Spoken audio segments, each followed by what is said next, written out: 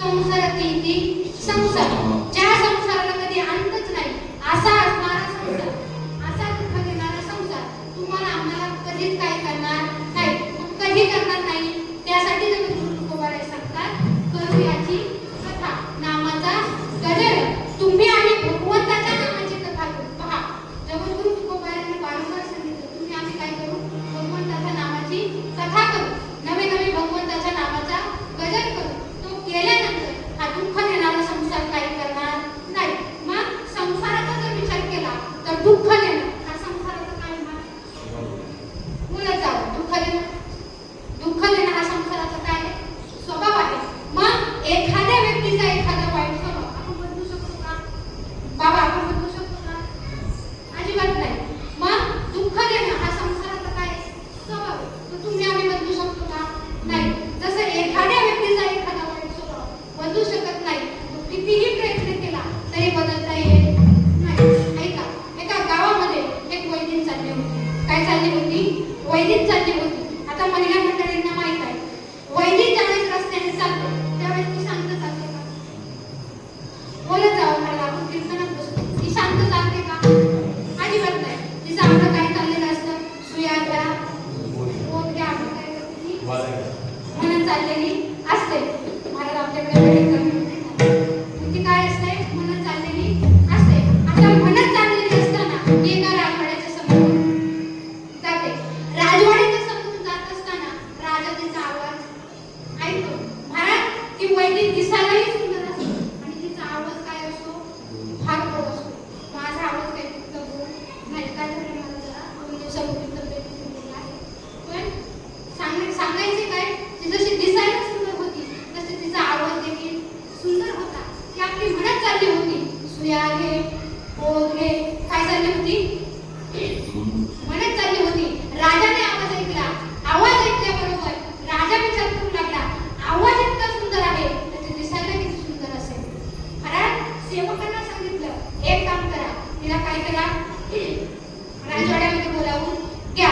आता बोलावून घ्या म्हणल्यानंतर सेवक राजवाड्याच्या बाहेर गेले आणि त्या ठिकाणी त्या वैदिकीला म्हणू लागले, ताईसाहेब, आमच्या राजाने तुम्हाला काय केलंय, राजवाड्यामध्ये बोलावले, तुम्हाला आत्ताच्या आत्ता राजवाड्यामध्ये यावं लागेल. बिचारी राजवाड्यामध्ये आली. राजाने तिला पाहिलं. पाहिल्याबरोबर राजाला ती पसंत झाली. तिचा आवाजच इतका सुंदर होता तर ती दिसायला किती सुंदर असेल. राजाने पाहिल्याबरोबर राजाला ती आवडली. राजाने विचार केला, मी लग्न करेन तर तिच्याशीच करेन, नाही तर मला लग्न करायचं नाही. राजाने विचार केल्याच्या नंतर तिला सांगितलं, मला तुमच्याशी लग्न करायचंय. आता लग्न करायचे म्हणल्यानंतर तिने सांगितलं, जर मुलीशी लग्न करायचं असेल तर अगोदर वडिलांना विचारावं लागतं. आता वडिलांना विचारावं लागतं म्हणल्यानंतर राजा दुसऱ्या दिवशी काय झाला, तिच्या वडिलांकडे गेला. वडिलांना हात जोडून म्हणू लागला, तुमची मुलगी दिसायला सुंदर आहे, आवाजही खूप गोड आहे, मला काय करायचंय, तुमच्या मुलीशी लग्न करायचंय. आता असं म्हणल्यानंतर वडील म्हणू लागले, पहिलं मुलीला विचारावं लागेल. आता मुलीला विचारावं लागेल म्हणल्यानंतर राजाला जरा राग आला. राजा म्हणू लागला, तुम्ही काय माझी मस्करी करताय? मुलीला विचारलं. मुलगी म्हणली, वडिलांना विचारावं. वडील म्हणले, मुलीला विचारावं, तुम्ही काय माझी मस्करी करताय का? महाराज असं म्हणण्याच्या नंतर वडिलांनी विचार केला, जाऊ द्या, आपली मुलगी काय होईल, राजाची राणी होईल. तिला रोज 17 गाव फिरावी लागतात, तिला ती फिरावी लागणार नाही. नवे नवे तिला उन्हात आणत फिरावं लागणार नाही.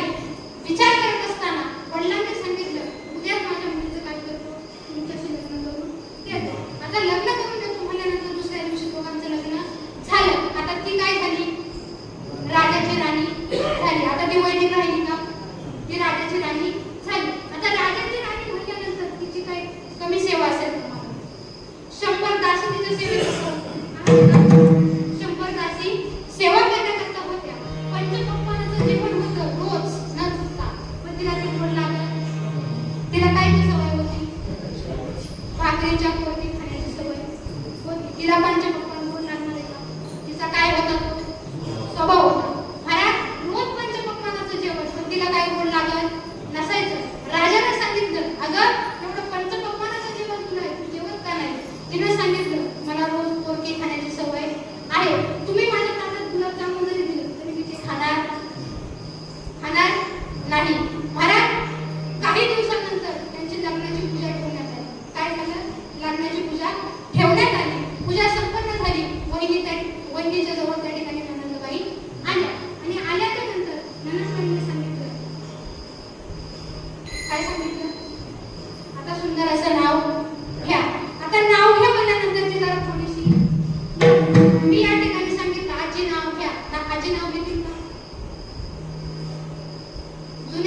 घेतील पण जरा आधी नाचतील मग नाव घेतील. मला नाव घ्या म्हणल्यानंतर ती थोडीशी लागली आणि तिने नाव घ्यायला सुरुवात केली. घेऊ का नाव?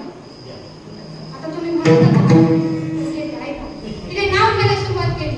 पांढऱ्या पांढऱ्या दुधावरती मऊ मऊ साय, पांढऱ्या पांढऱ्या दुधावरती मऊ मऊ साय, हरिचंद्र राजाची राणी नाव घेते भाकर वाढली.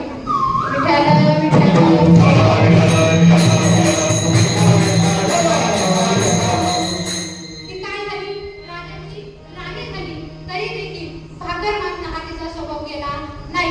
एखाद्या व्यक्तीचा एखादा वाईट स्वभाव बदलण्याचा प्रयत्न केला त्याला औषधाची गरज नाही. तसं दुःख देणं हा संसाराचा स्वभाव आहे. मग हा संसारामध्ये कितीही कर्म जरी केली तरी संसार काय करतो? दुःख देण्याचं काम करतो. म्हणून जगत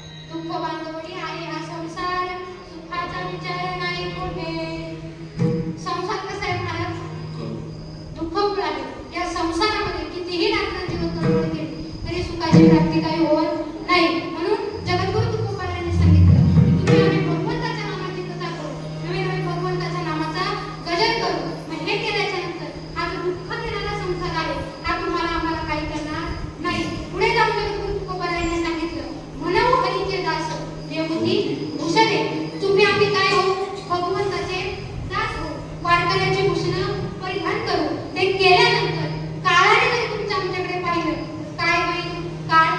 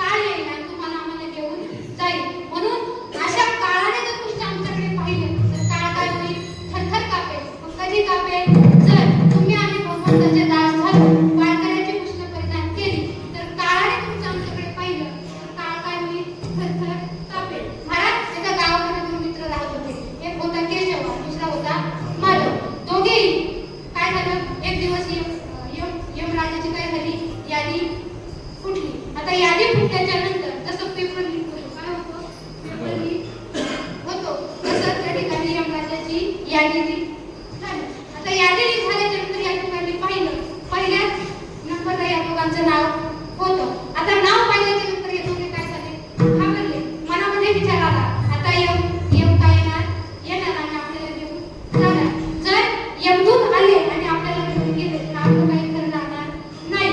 विचार केला, आता यातून आपल्याला कोण सोडवेल? म्हणून ते नामदेवरायांकडे गेले. आता नामदेवरायांकडे गेल्याच्या नंतर नामदेवरायांना म्हणू लागले, नामदेवराय, आम्ही पाहिलं यमदूताच्या त्या ठिकाणी यादीमध्ये आमचं नाव आहे.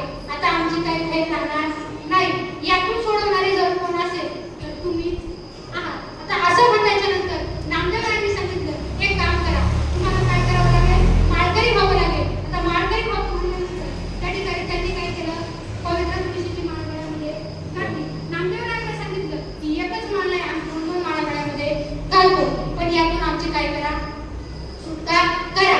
दोन माळा गळ्यामध्ये घातल्या आणि घातल्याच्या नंतर नामदेवरायांनी सांगितलं, आता वारकरी व्हावं लागेल. आता वारकरी व्हावं लागेल म्हणल्यानंतर त्यांनी पांढरं शुभ्र वस्त्र काय केली? परिधान केली. त्या ठिकाणी डोक्यामध्ये टोपी घातली आणि नामदेवरायांनी सांगितलं, आता हातामध्ये भगवा पताका घ्या. त्यांनी हातामध्ये भगवा पताका घेतला. नामदेवरायांनी सांगितलं, आता माझ्याबरोबर दिंडीत चला. आता दिंडीत चला म्हणल्यानंतर दिंडीत शांततेत चालायचं असतं. तुम्हाला घरच्या गप्पा मारायचं असतात का? अजिबात नाही. काय करायचं असतं? भजन करायचं असतं. नामदेवरायांनी सांगितलं, आता जोरजोरात भजन करा. ज्ञानोबा माऊली तुकाराम,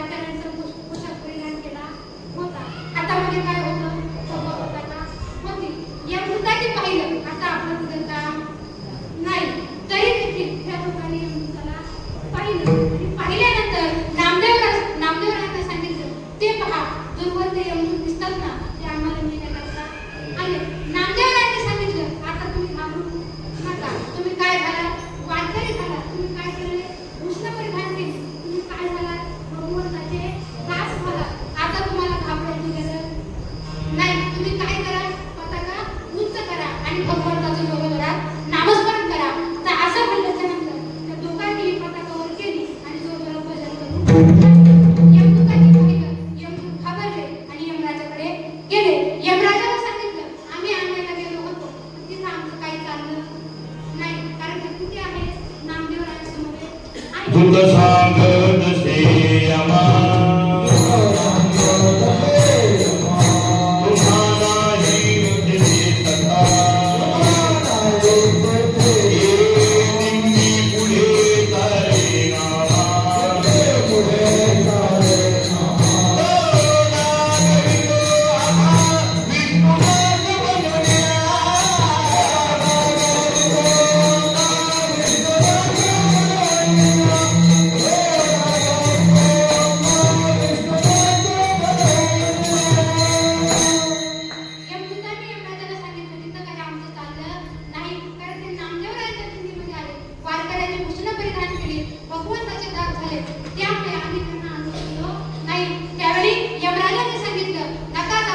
नका जाऊ तया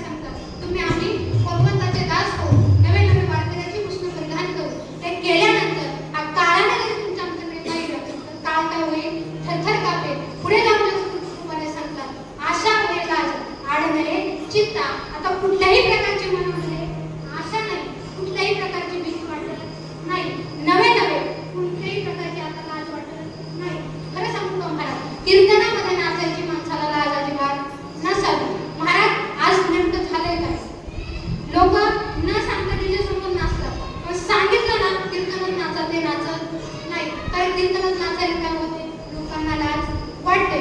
पण कीर्तनामध्ये नाचायला अजिबात घाबरायचं नाही. नवे नवे कीर्तनामध्ये नाचायला घाबरायचं नाही. नाचू कीर्तनाचे रंग,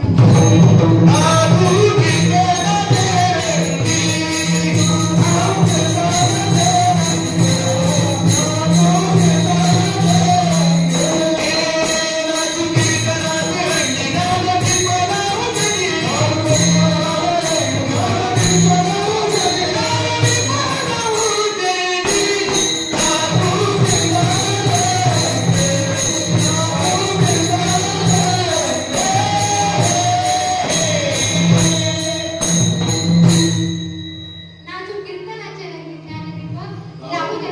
म्हणून डीजे समोर न नाचता कुठे नाचलं पाहिजे, कीर्तनात नाचलं पाहिजे. आजकालचे सूनबाई जर डीजे समोर नाचली ना महाराज, सासरे बुवा म्हणतात पहा आमची सूनबाई काय भारी नाचते. खरं सांगतो महाराज, त्या सासरे बुवाने सांगितलं पाहिजे सूनबाई डीजे समोर नाचू नको, कीर्तनात जाऊ नका. याला काय म्हणतात महाराज, कीर्तनात नाचणं ही तर आपलं काय आहे, महाराष्ट्राची शान आहे महाराज. म्हणून कीर्तनामध्ये नाचलं पाहिजे. आजची कुठे डीजे समोर नाचते, पण तिला म्हणलं ना कीर्तनात नाच, तर तिला लाज वाटते महाराज. आमच्यासारखे कीर्तन करा. आम्ही जर कीर्तनात नाचलो ना, दुसऱ्या दिवशी लोक म्हणतात पहा ते काय कीर्तनात नाचत होतं. पण खरं सांगतो महाराज, कीर्तनात नाचण्याची जी काही आवड आहे, जे काही महत्व आहे ते त्यांना समजणार नाही. कारण ते त्यातले नाही. विठ्ठल विठ्ठल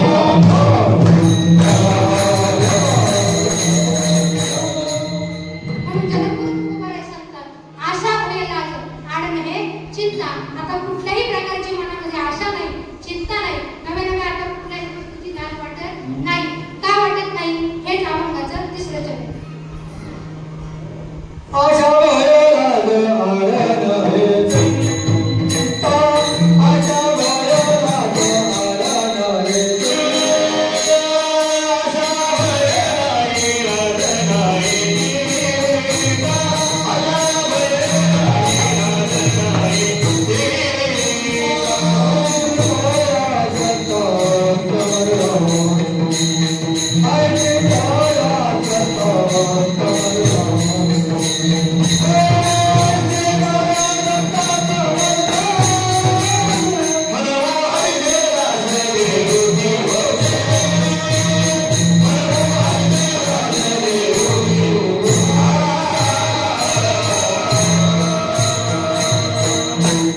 आशा भय लाज आड नहे चिंता, ऐसी दया सत्ता समर्थाची. जगद्गुरु तुकोबाराय सांगतात, आता कुठल्याही प्रकारची आशा नाही, कुठल्याही प्रकारची भीती वाटत नाही, कुठल्याही प्रकारची मनामध्ये लाज नाही, कुठल्याही प्रकारची चिंता मनामध्ये नाही. का नाही, तर यावर साक्षात भगवंताची सत्ता आहे. जगद्गुरु तुकोबारायांनी सांगितलं की तुम्ही आम्ही भगवंताच्या नामाची पूजा करू, भगवंताच्या नामाचा गजर करू. तर सर्वांनी भगवंताच्या नामाचा गजर करण्यासाठी हात वर करायचे. विठोबा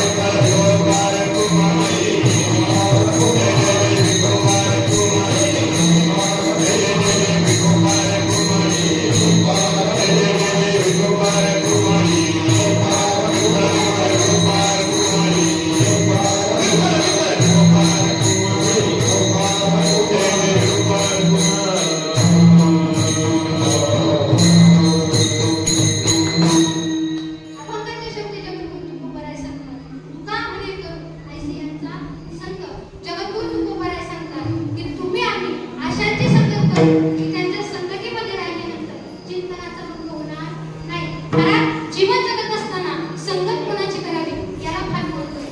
संगत जीवन घडवते देखील आणि बिघडवते देखील. संगत कोणाची करावी याला फार महत्त्व आहे. जीवन जगत असताना तुम्ही आम्ही संतांच्या संगतीमध्ये राहिलं पाहिजे. संतांची संगती म्हणून मार्ग कधी आकळा बसते कधी येणे बनते. संतांच्या संगतीमध्ये राहिल्यानंतर भगवंत देखील आपलासा करता येतो. इतकी काय आहे संतांच्या संगतीला महत्त्व आहे. म्हणून तुकाराम महाराजांनी सांगितलं की तुका म्हणे करू आणि यांचा संग जेणे नव्हे. तुका म्हणे ऐशियाचा संग.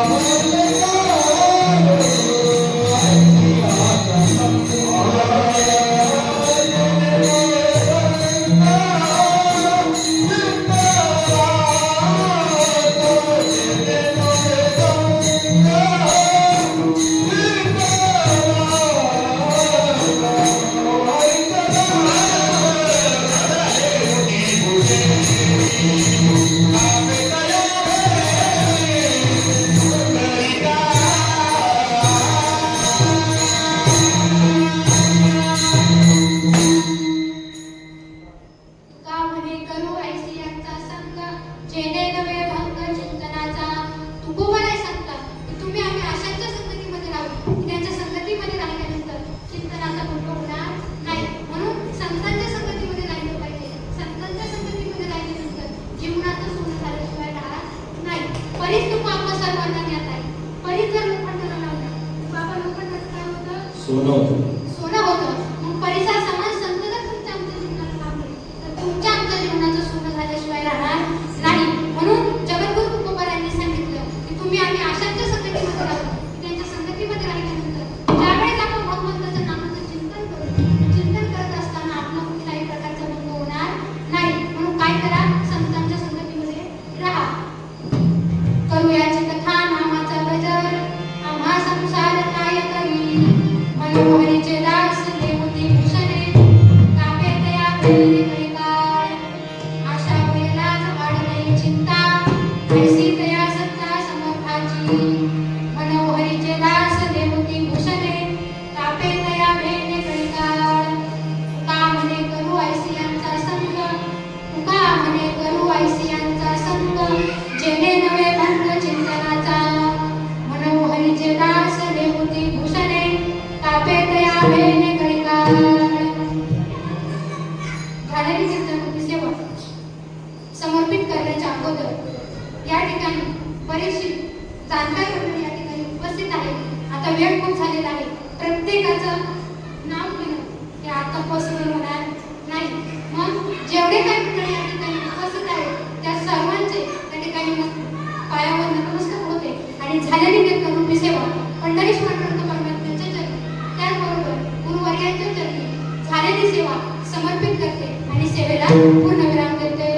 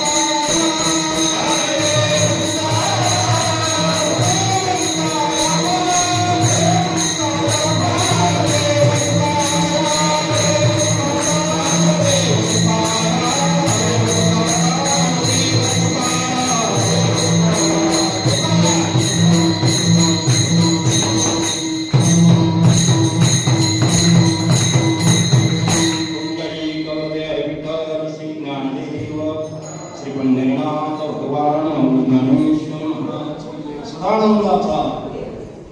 सर्वांना विनंती, 1-2 मिनिटं थांबायचे फक्त. कुणी उठू नका आपल्या जागेवरून. 1-2 मिनिटांमध्ये आपण सन्मान करणार आहोत. 1-2 मिनिटं फक्त सर्वांनी थांबायचे. आज ज्येष्ठ शुक्ल पक्ष एकादशी